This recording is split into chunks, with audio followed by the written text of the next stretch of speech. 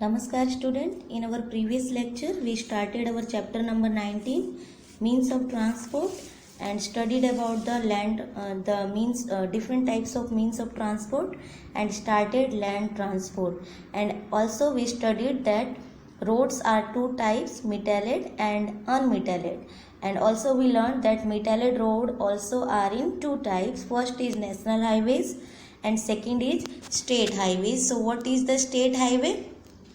National highways connect the important cities of the country and pass through many states and maintained by the central government, and the state highways connect the district headquarters and the state capitals. These are built and maintained by the state government.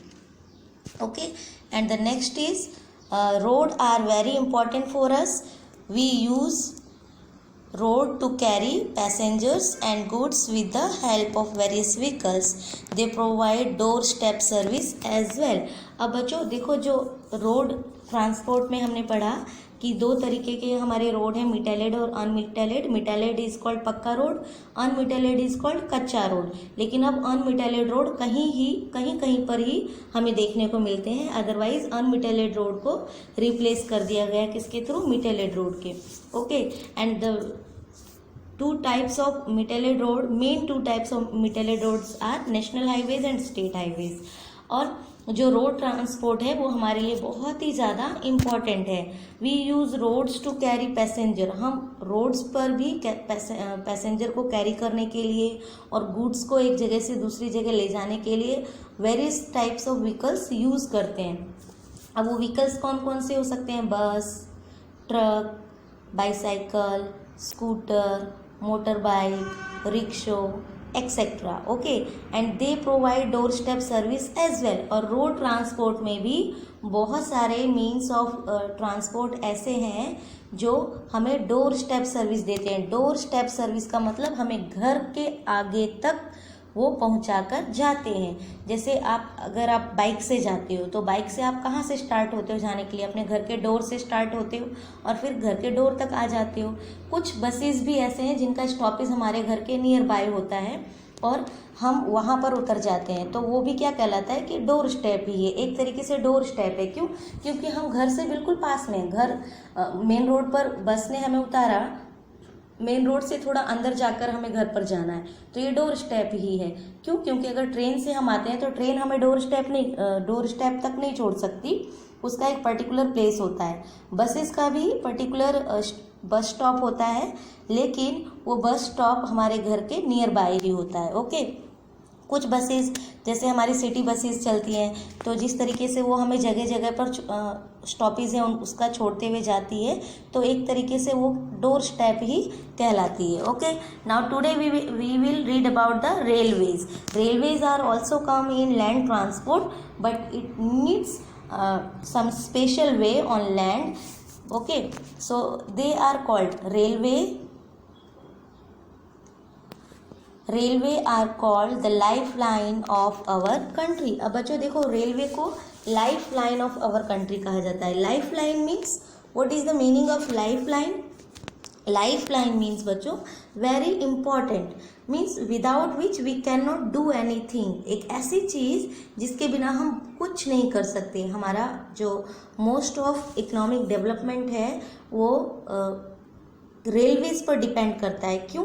क्योंकि railways एक बहुत बड़ा network है हमारी country के अंदर means of transport का, जो कि गुड्स को कैरी करता है और साथ ही साथ पर्सन्स को भी कैरी करते हैं. Okay, most of our goods are transported by railways. ऐसा कारण क्यों है? क्योंकि ये बहुत बड़ी होती है और एक साथ बहुत सारी और हैवी लोड्स को कैरी कर सकती है, और एक बार में थाउजेंड्स ऑफ पीपल से भी ज़्यादा वो अपने साथ एक जगह से दूसरी जगह पर लेकर जा सकती है. मीन्स एक थाउजेंड से भी ज़्यादा पीपल्स को एक जगह से दूसरी जगह पर पहुंचा सकती है.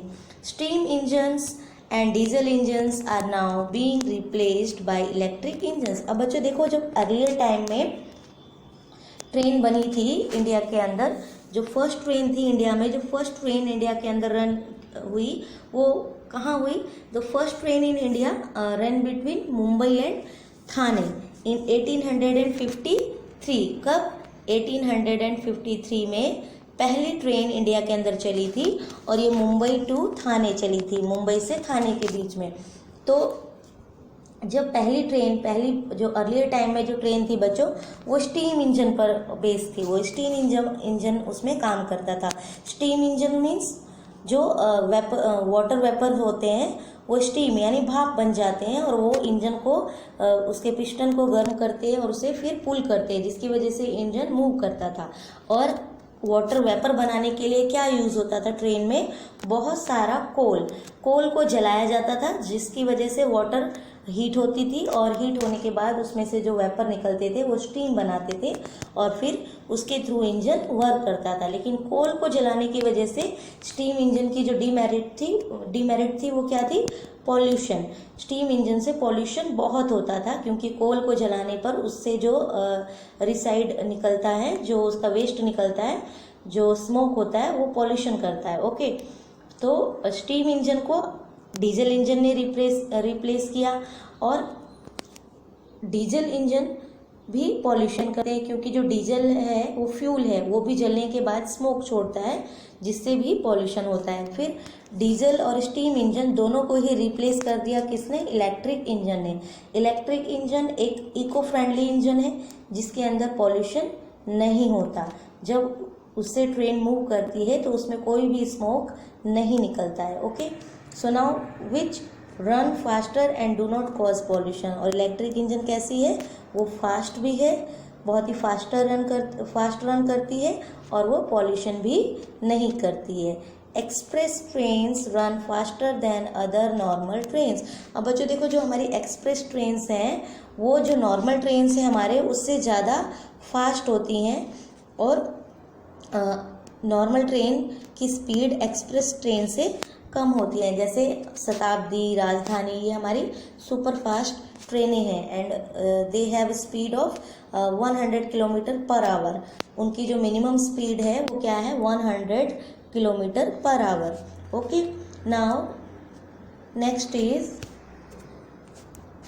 here is also given in your textbook. Do you know the first train in India ran between Mumbai and Thane in 1853 in the time of British rule? Okay, when the India was under the British rule, the first train ran between Mumbai and Thane in 1853. Okay, now look at the picture of the metro train. It has recently been introduced in Delhi. अब metro train का picture बच्चों देखो, यहाँ side में, right side में आपकी book में दिया हुआ है इसी पेज पर। ओके, सो जो मेट्रो ट्रेन है वो रिसेंटली दिल्ली के अंदर इंट्रोड्यूस्ड हुआ है। मीन्स दिल्ली के अंदर हाल के ही कुछ 10 ईयर्स के अंदर मेट्रो ट्रेन स्टार्ट की गई हैं। जस्ट 10 ईयर्स जैसा ही हुआ है, 10 ईयर्स से भी कम टाइम, हाँ 10 to 15 ईयर्स हो गए दिल्ली में मेट्रो इंट्रोड्यूस हुए, मीन्स मेट्रो ट्रेन स्टार्ट किए। It runs both on elevated as well as underground tracks. अब ये क्या है बच्चों? मेट्रो ट्रेन के लिए किस तरीके का ट्रैक चाहिए? ये elevated means raised about the ground level, यानी कि ग्राउंड लेवल से ऊपर बनाया गया है। इसके ट्रैक्स ग्राउंड से ऊपर बनाए गए हैं और साथ ही साथ अंडरग्राउंड भी हैं। जो मेट्रो ट्रेन्स हैं बच्चों, वो नीचे, उनके नीचे तो रोड है, ये रोड है और इस तरीके से पिलर बनाकर इसके ऊपर ट्रैक बनाई गई है और इसके ऊपर जो मेट्रो ट्रेन है वो रन करती है। ओके, तो this types of way is called elevated, means raised about the ground level. Metro train ground level से ऊपर मूव करती है and as well as underground tracks. और दिल्ली के अंदर बहुत सी जगह पर अंडरग्राउंड रेलवे मेट्रो ट्रैक्स भी बने हुए हैं। Okay, now here is given, ask your teacher who mister E Sreedharan is. Mister E Sreedharan कौन थे बच्चों? मिस्टर ई श्रीधरन वो पर्सन थे जिन्होंने पहली बार मेट्रो को इंट्रोड्यूस करा था, मीन्स मेट्रो का इन्वेंशन किया था। Okay, now the waterways, now we will start the waterways. Okay,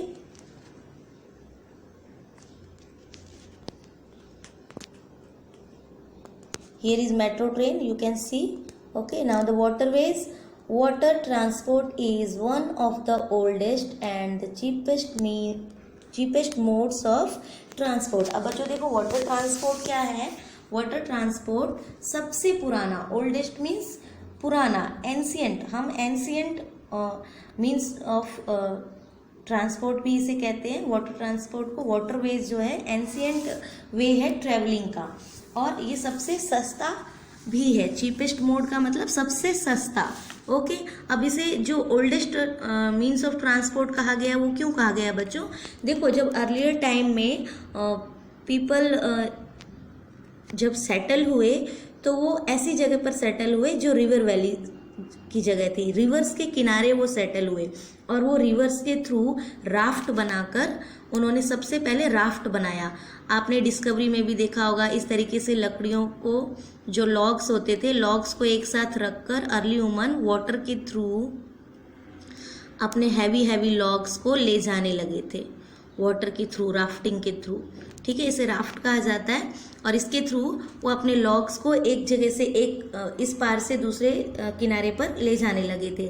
और जब अर्ली ह्यूमन सिविलाइज्ड हो गए, तब उन्होंने जो अपनी सिटीज़ और विलेज जो भी कुछ बनाया, वो रिवर्स के किनारे ही उन्होंने सेटअप किया. When you will go in 6th standard, you will read about the civilization, then you will read that all the civilization was flourished near the river valley. Okay, that is why all the civilizations, earlier civilization known as the river valley civilization.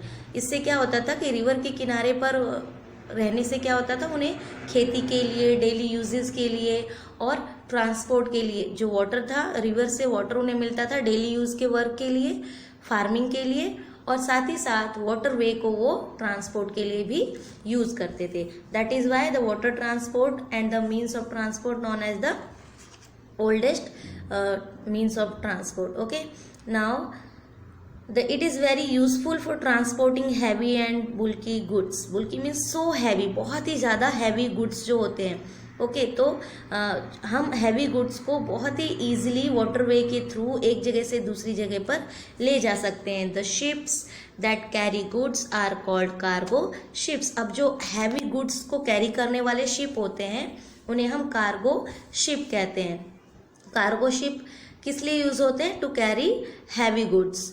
Our coastline is very long and has many seaports along the coast. अब बच्चों देखो coastline means जो India है, it is surrounded by water on 3 sides as you know, and that is why India is also called the peninsula.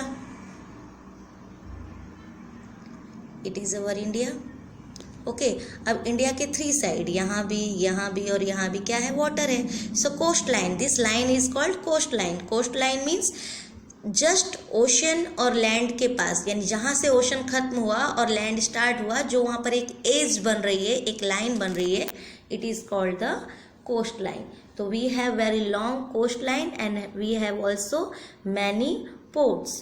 Ports means जहाँ से water transport, water जो vehicles हैं वो ऑन ऑफ होते हैं. On off means जहाँ से water transport पर हम लोड्स कैरी करते हैं और लोग उसमें बैठकर एक जगह से दूसरी जगह जाते हैं. तो जब हम एक जगह चढ़ते हैं और जब हमें उस जगह पर दूसरी जगह पर पहुँचते हैं, तो वहाँ पर उतरने की भी हमें जगह चाहिए. तो पोर्ट क्या है? एक वो प्लेस जहाँ पर हमारे वाटर ट्रांसपोर्ट ऑन ऑफ होते हैं. जैसे आपको एयरपोर्ट पता है, एयरपोर्ट जाकर ही आप एरोप्लेन में बैठते हो, फिर जब एरोप्लेन से उतरते हो तो भी एयरपोर्ट में उतरते हो. आपको ट्रेन पकड़नी हो, ट्रेन से कहीं जाना हो तो आपको रेलवे स्टेशन जाना होता है. ओके, वैसे ही जब हमें वाटर ट्रांसपोर्ट को यूज़ करना हो तो वी नीड पोर्ट्स, जहाँ पर हम वाटर ट्रांसपोर्ट को खड़ा कर सके, ऑन ऑफ के लिए इजी रहे, पूरा प्लेस हो कि उस पर सामान कैरी किया जा सके. सामान कैरी करने के लिए अब हमें उस एरिया पर सामान रखने की भी ज़रूरत होगी, तभी तो हम वहाँ से उठाकर उसे कार्गो शिप में लोड कर पाएंगे. तो जो पोर्ट होता है वो भी एक बहुत बड़ा एरिया होता है. So we have long coast and we have also many sea ports. Okay, along the coast. Some of the ports are very big and busy. अब बच्चों देखो, जो भी हमारे पोर्ट्स हैं वो बहुत ही बड़े और बिजी पोर्ट्स हैं. We have many busy ports. Okay, so and many busy ports means ऐसे पोर्ट्स तो हमारे पास बहुत सारे हैं, यानी कि सी कोस्ट के पास सी पोर्ट हमारे पास बहुत सारे हैं, यहाँ गुजरात से लेकर यहाँ तक कोलकाता तक we have many ports, but उसमें से कुछ ही पोर्ट्स ऐसे हैं जो बहुत इम्पॉर्टेंट हैं, जो हमेशा बिजी रहते हैं। बिजी क्यों होंगे? क्योंकि शायद वो पोर्ट ऐसी जगह पर है जो बड़े बड़े सिटीज़ को या बहुत सारी स्टेट को आपस में कनेक्ट करते होंगे, जहाँ से एक जगह से दूसरी स्टेट में एंटर करना और सामान ले जाना बहुत ईजी रहता होगा। ओके स्टूडेंट, तो about the major ports of our country, major ports means ऐसे पोर्ट जो बहुत बड़े हैं और बिजी हैं, उनके बारे में हम अपने नेक्स्ट वीडियो में पढ़ेंगे बच्चों। We will also read about the major ports and also will do the ports on the map. Okay, now take care student and read all the things very carefully. Okay.